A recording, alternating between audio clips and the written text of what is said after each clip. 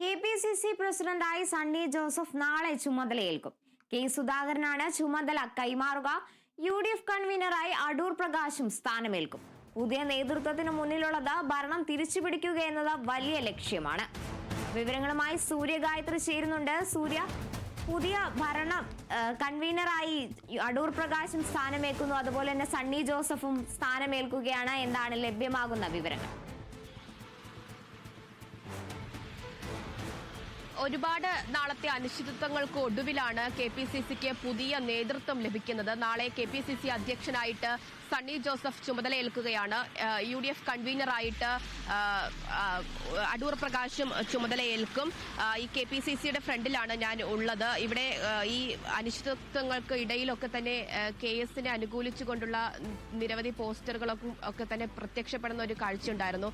KSUവിന്റെയും അതുപോലെ തന്നെ യൂത്ത് കോൺഗ്രസിന്റെയും നേതൃത്വത്തിൽ K സുധാകരൻ അധ്യക്ഷ സ്ഥാനത്ത് തുടരണം എന്നുള്ള പോസ്റ്ററുകളൊക്കെ KPCCയുടെ ഫ്രണ്ടിൽ തന്നെ സ്ഥാപിച്ചിട്ടുണ്ടായിരുന്നു. അതൊക്കെ ഇപ്പോൾ എടുത്തു മാറ്റിയിരിക്കുകയാണ്. നാളെ രാവിലെ കൂടിയാണ് ഈ സ്ഥാന കൈമാറ്റം പരിപാടി നടക്കുക എന്നുള്ളതാണ് അറിയിച്ചിട്ടുള്ളത്. മുതിർന്ന നേതാക്കൾ ഉൾപ്പെടെയുള്ളവർ പരിപാടിയിൽ പങ്കെടുക്കും എന്നുള്ളതും അറിയിച്ചിട്ടുണ്ട്.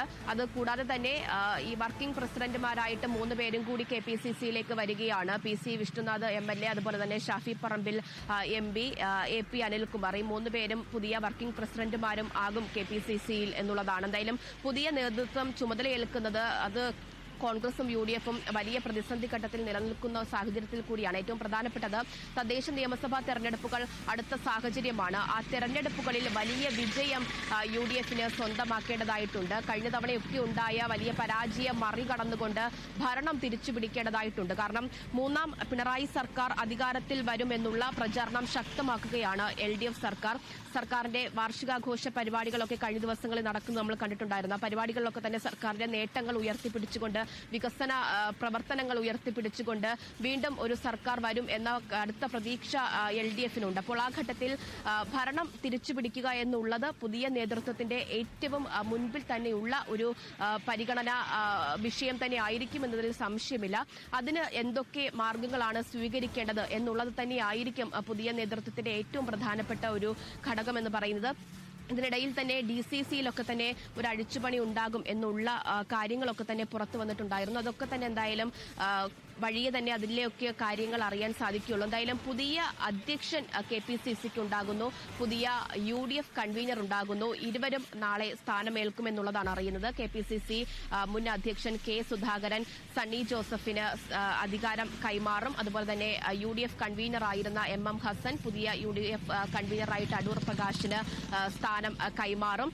K സുധാകരനാണ് തന്റെ മാതൃക എന്ന് പറഞ്ഞുകൊണ്ട് തന്നെയാണ് സണ്ണി ജോസഫ് KPCC അധ്യക്ഷ സ്ഥാനത്തേക്ക് വരുന്നത്. K സുധാകരനെ സംബന്ധിച്ചിടത്തോളം അധ്യക്ഷ സ്ഥാനത്തിരുന്നു കൊണ്ട് വലിയ നേട്ടങ്ങൾ പാർട്ടിക്ക് നേടിക്കൊടുത്ത വ്യക്തി കൂടിയാണ്. ഏറ്റവും പ്രധാനപ്പെട്ടത് കഴിഞ്ഞ ലോക്സഭാ തെരഞ്ഞെടുപ്പിലായാലും 3 ഉപതെരഞ്ഞെടുപ്പുകളിലായാലും വലിയ വിജയം സ്വന്തമാക്കാൻ കഴിഞ്ഞു. അത് KPCC അധ്യക്ഷ സ്ഥാനത്തിരുന്നു കൊണ്ട് K സുധാകരൻ അവകാശപ്പെടാൻ കഴിയുന്ന ഒരു നേട്ടം എന്നതിൽ യാതൊരുവിധ സംശയവുമില്ല. അപ്പോൾ പുതിയ അധ്യക്ഷൻ ആ സ്ഥാനത്തേക്ക് വരുമ്പോൾ K സുധാകരനെ പോലെ തന്നെ പ്രവർത്തനങ്ങൾ ഏകോപിപ്പിക്കാനും നടപടികൾ സ്വീകരിക്കാനും ഒക്കെ കഴിവുള്ള ഒരു നേതാവ് വേണം. അത്തരത്തിലുള്ള തർക്കങ്ങളാണ് KPCC അധ്യക്ഷ മാറ്റവുമായി ചർച്ചകൾ നടന്നിരുന്ന സമയത്ത് തന്നെ ഉണ്ടായിരുന്നത്. എന്തായാലും സണ്ണി ജോസഫിനെ തെരഞ്ഞെടുക്കുമ്പോൾ K സുധാകരനെ മാതൃകയാക്കിക്കൊണ്ടുള്ള പ്രവർത്തനങ്ങളായിരിക്കും സണ്ണി ജോസഫ് എടുക്കുക എന്നുള്ളതിന്റെ സൂചനകളാണ് അദ്ദേഹം ആദ്യത്തെ പ്രസ് മീറ്റ് തന്നെ പറഞ്ഞിട്ടുണ്ടായിരുന്നത്. അതുപോലെ തന്നെ UDF കൺവീനറായിട്ട് അടൂർ പ്രകാശ് വരുന്നു. വലിയ അംഗീകാരമാണ് തനിക്ക് ലഭിച്ചിട്ടുള്ളതെന്ന് പറഞ്ഞുകൊണ്ടാണ് അദ്ദേഹം ആദ്യ പ്രതികരണം നടത്തിയിട്ടുണ്ടായിരുന്നത്.